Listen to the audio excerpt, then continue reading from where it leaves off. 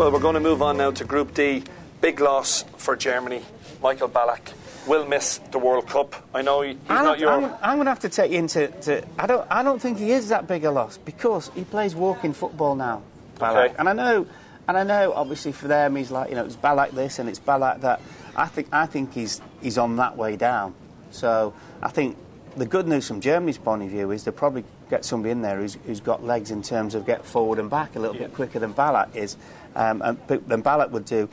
Again, with the Germans, they remind me a little bit of the French insofar as one or two of them might just be a little bit over the hill. I mean, they have got some good players. Schweinsteiger, Lahm, the right back, I think is a really, really good player, but probably the most ordinary German team going into World Cup that I've sort of known in the last probably 5 tournaments. Looking at their group opponents, and we can say a little bit of a word about Ghana. Hopefully Michael Essien should be back fit. Well, that's massive for them. Yeah. It's a bit, I mean, Essien to Ghana is Rooney to England. Yeah. It is that, and that's not overstating.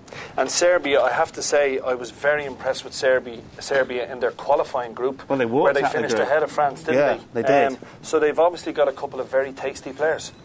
And they have. Australia, Tim Cahill, Harry Kewell has been included in the 30. We won't talk about his Liverpool career. He'll be injured. Yeah. But if in the warm-up, I'm getting from you that this Group D could go anyway. Open.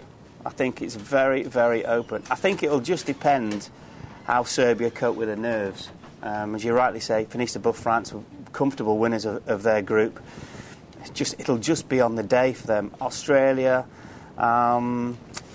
competitive, as all Australians are, all kinds of sports. Yeah. It's just, again, with those, it's match winners. I don't, and you're looking at most of those teams, and you're kind of thinking there's no sort of match winners that kind of come out the page and go, I'm capable of winning the game for this team. I think that's a real toss of a coin. You go for the Germans to come through because of their experience. Would you go for them winning the group?